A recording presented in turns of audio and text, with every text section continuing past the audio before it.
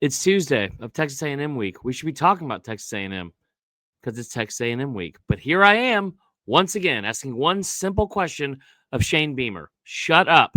Can you shut up? And can you just win games? It may sound harsh, but he stepped in it again when he talked about the OC situation in South Carolina. Locked On Gamecock starts right now. You are Locked On Gamecocks, your daily podcast on the South Carolina Gamecocks, part of the Locked On Podcast Network, your team every day. What's up, guys? Welcome into Locked On Gamecocks. I'm your host, Chris Marler. We got a great episode for you. I'm very excited. Locked On Gamecocks, part of the Locked On Podcast Network, now the number one ranked podcast sports network in the country. That's a mouthful. That's tough. We got a great episode for you today. Speaking of mouthful, I wish Shane Beamer had less than, because he had less things to say. Odd phrasing, not a great start. But I'm frustrated once again. The blood pressure's through the roof per usual. All that being said, we're going to go off on a little mini rant about what was said today at the press conference. Talk a little bit about A&M, but it'll be a short show, mainly reacting to the words that happened at the press conference, which we'll get into in a second. Before we do, I want to get in a quick shout out to our sponsor of today's episode. That is FanDuel. Right now, new customers can bet just $5. And if your bet wins, you'll get $300 in bonus bets to use across the app. Download the app today. Shane Beamer gets in front of a microphone, much like I do, on a daily basis. And there's times when I say dumb stuff. There's times I make really horrible, incorrect takes. It's my job to talk about a lot of things, a lot of times, a lot. And that's not what Shane Beamer's job is. His is to win games. And so maybe we should be a little bit more soft on reacting to some of the stuff that he said. But I'm frustrated, and I feel like a lot of other people are frustrated. I got sent this caption or this quote, from several people. I got tagged in it multiple times on Twitter, and I thought it was fake when I first saw it. But, of course, it was not. So we're going to get into the reaction of everything he said from the OC comments today. Again, it's Texas A&M week, and this is what sucks about a year like this. There are some really exciting things around the corner for South Carolina. I don't think this is like going to be what this team looks like next year. I don't think you're going to be 3-6. I think that Beamer is a guy that can get things back to where they were a year ago, and this is just a bad year. But we're in November, and last November, we're enjoying a 5-0 record in November, and we talk about how great his record has been in November. This year, we're talking about who's the next hired OC, who's going to leave in the portal, and why the week of a game where you're an 18.5-point favorite, I guess there's nothing else to talk about, Shane Beamer has this quote: I push back on the narrative that I haven't gotten these coordinator hires right. Let me just stop you right there. I love you so much, Shane. I think you're such a great dude. You seem like a great dad. You've never been nothing but nice to me in our very, very, very small interactions. I think you're the man for this job going into next year. I want to see you prove that you are the right guy for this job. I think you've earned the right to show everyone that you're the right guy for this job. There's a lot of people who don't think you should have that long of a leash. I'm not one of them. But I will tell you this. You are playing with fire. You're playing with fire. And you are in a situation where the fan base in very, very quick amount of time has turned on you a little bit. And you had a chance to maybe win them back a little bit over with the Alabama win. If that happened, it didn't happen. You've made the right choice by getting rid of Shula. You made the right choice by getting rid of Teasley. But there are some things. I've learned. I tell you what, I've learned this with my fiance. There are times that she says stuff, and I'm like, that is wrong. That is wrong. And there's also times when I know I could probably correct this. I could probably correct this and defend what I was saying, or defend whatever is right, or correct her on how to spell the I before E rule. I don't know. She's a great speller. But there's also times when it's like, you know what, this isn't worth it. Who cares? Who cares? And there's also times when you're in fights with someone, and you know in the long run, the best thing to do is just keep your mouth shut. And you can't seem to do that. And I don't get it. I don't get it.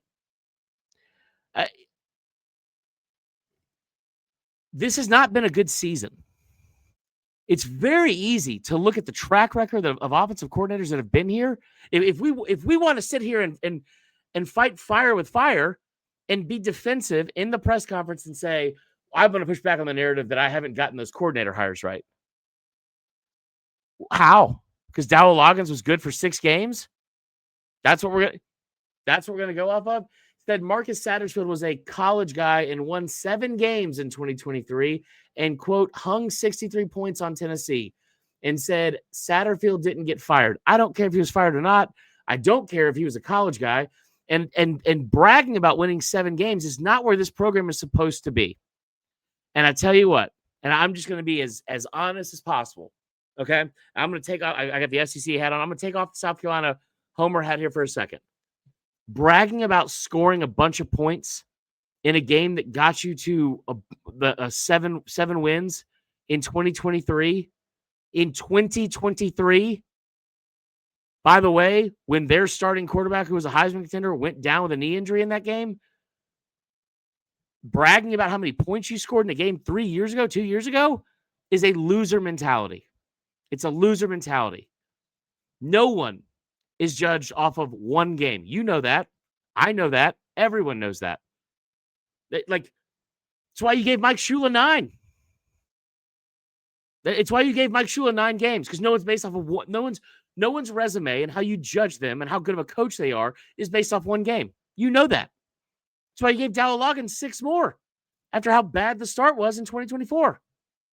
But now we're sitting here and I look at the last 3 years and I say, man, for a half a season in 3 years, I felt happy with the offense. And I what pisses me off more than anything is that, like, all you have to do is just say, yeah, man, things can be better. And he went on to say some of that. He went on to say some of it. But you know what this fan base really needs besides wins? Is for their coach to go in front of a microphone and say, listen, I messed this up. I'm going to fix it. I screwed up. These weren't great hires. You know, I should have vetted this more. We should have been doing this more. You don't need to throw them under the bus by any means. You don't need to say anything negative about them. No one, like, you can still have the integrity and professionalism that you're trying to have without making excuses for stuff that everyone's mad about. Now, you can disagree with the fans all you want, and you don't have to placate them by saying, you're right, guys, I was wrong. Like, I'm not saying any of that. What I am saying is you could have just as well walked in front of the microphone and said, I got this wrong. I thought Mike Shula would be a great fit. Maybe it wasn't a fit with our personnel, but we weren't very good. But to sit here at any point and start like, sometimes you just have to wear it, dude. Like, sometimes you just have to wear it. And you can't go out here and get all upset and be like, well, you know what? That's where I'm going to push back. Marcus Satterfield scored 63 points on Tennessee a couple years back. Who cares? Who cares? That's so stupid. Like, you know what? You're right, Shane. I know this team has been towards the bottom of the conference in points scored for this year for sure. By the way, Lenore Sellers was a potential top 10 overall pick in the draft. He's averaging 188 yards per game. That's a colossal failure from an offensive coordinator standpoint. Colossal failure. And you want to sit here in this season when you were preseason top 15 and say, you know, but remember that time a couple years back we put up 63 on Tennessee, huh? That was pretty cool. It was cool. It was a great, like, it's one of the greatest nights in Carolina football history. You ran out of fireworks. You scored so much. That's insane and hilarious, especially because it came at Tennessee's expense. But we're living in 2025. It is November 11th, 2025.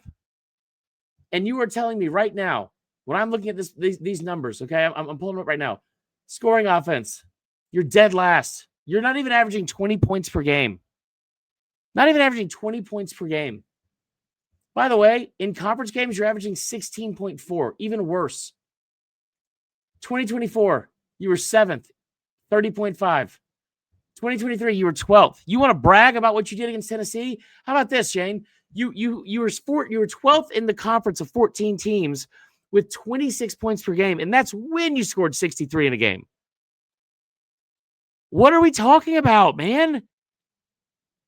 Like, at some point, you have to be the biggest adult in the room because you are in charge of this program. You are the leader of this program. And right now, things aren't good.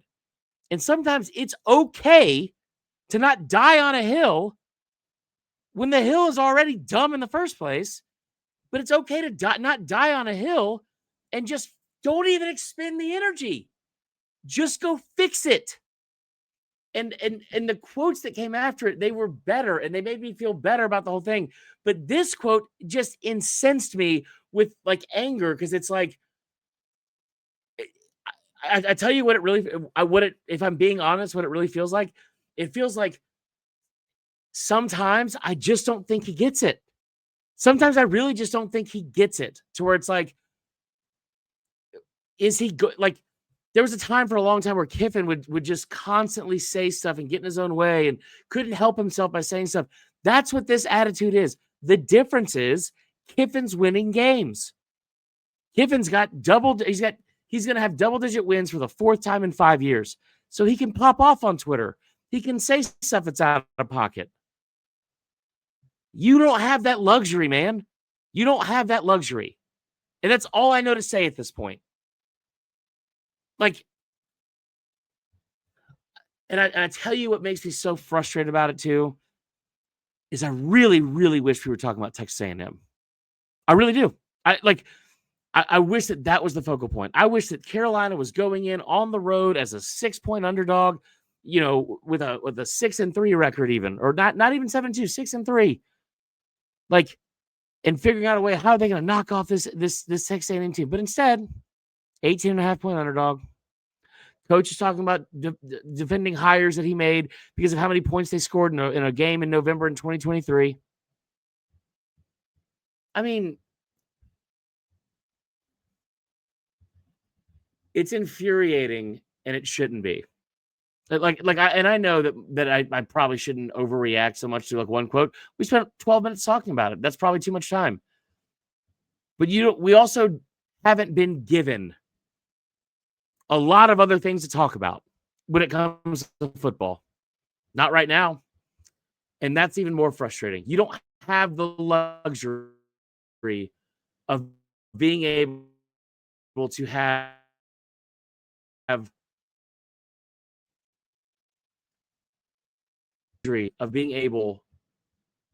that was from 2022. It was from 3 years ago. I've been misspeaking the entire time. I'm off by a year, so it's 3 years ago. You don't have the luxury to sit here and champion something that happened a few years ago because of how good you think it was. It wasn't. It got you to a Gator Bowl. Who the cares about the Gator Bowl? We'll be right back with more Locked On Gamecocks right after this.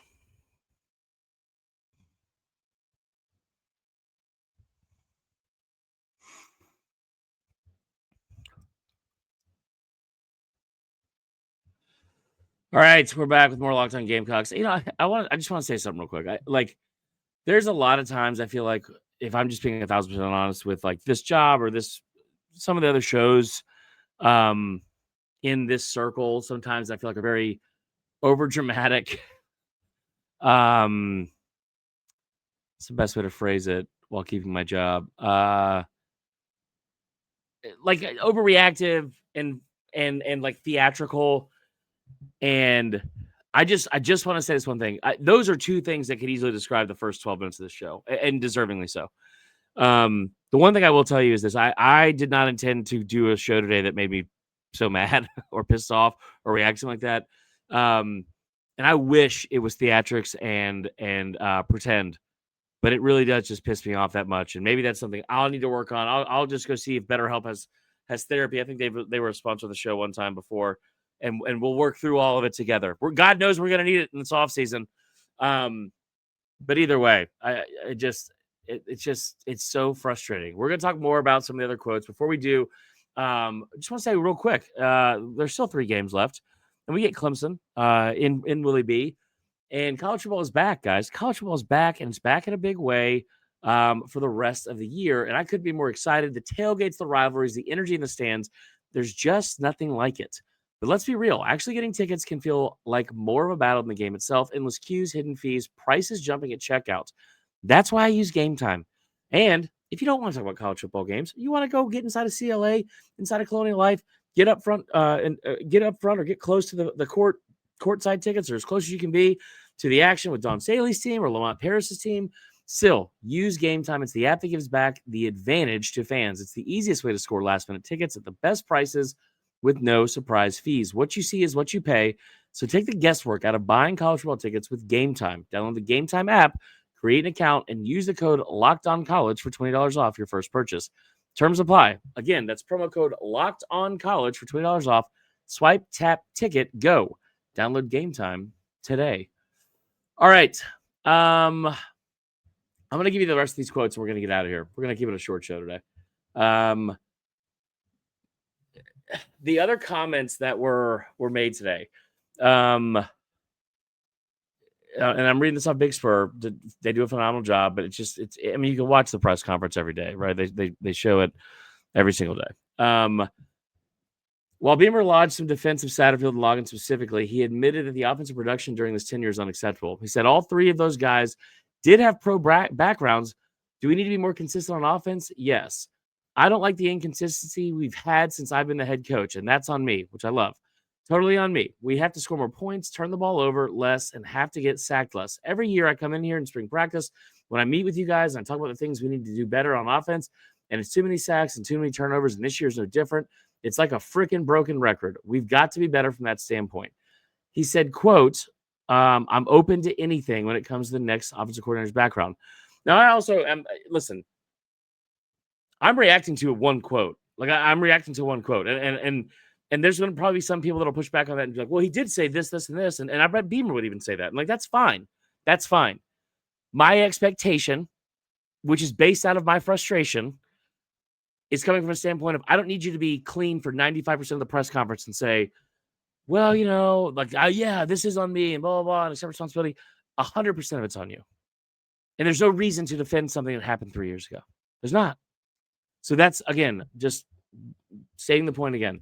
Whoever gives us the best chance to be successful, if we hire from the outside, would I like to hire someone who's been an offensive coordinator? I think that'd be awesome. If the best person is from the NFL and can fit what we do here offensively, then so be it. I'm going to stop right there and we're going to close on this part. I don't know how quickly it's going to be because I'm going to get on a soapbox like I usually do. But the quote where he said, if the best person is from the NFL and can fit what we do here offensively, then so be it. Here's the thing, man. Here's the thing. And I don't mean to have this be some completely negative show. I'm saying it because sometimes to fix something, you have, not sometimes, almost every time, you have to, it's time to fix something. That usually starts with self-awareness and saying, hey, this has gotten out of hand. This is not good. It applies to almost anything. You're trying to lose weight. At some point, you step on a scale and you're like, that I can't. Like we have to get better. We have to be healthier, right?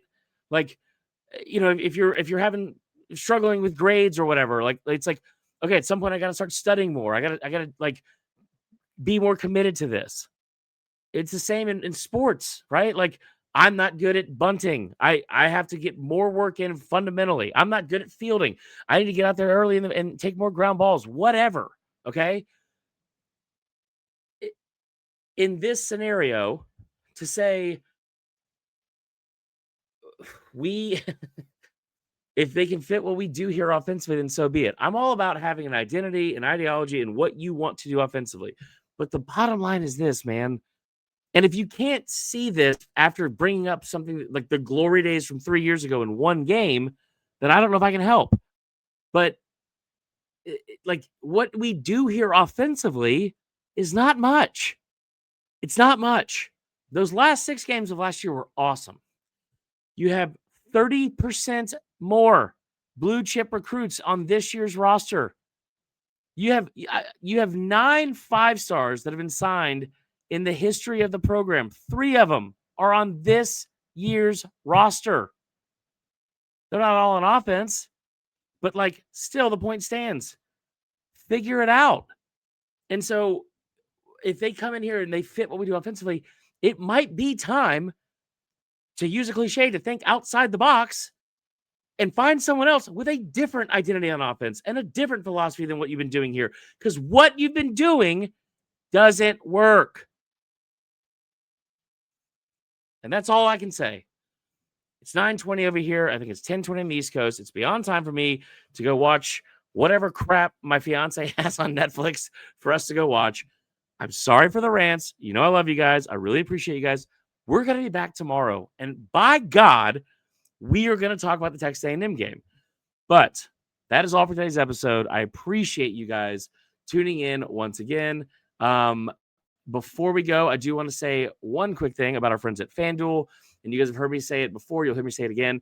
No one does a better job than FanDuel in terms of helping out the user and the user-friendly experience. The NBA is back. There's no better place to get on the action than FanDuel, the official sports betting partner of the NBA. Even if you miss the start of a game or want to ride the hot hand, FanDuel has live bets from everything that you could ever imagine, from who will score next to fourth quarter comebacks. Plus, you can even combine your live bets into a same-game parlay for a shot at a bigger payout. It keeps every game exciting, especially when your team's making that late push.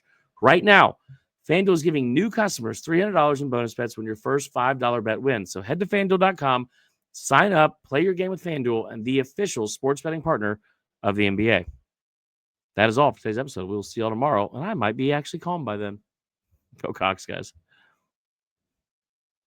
Goodness.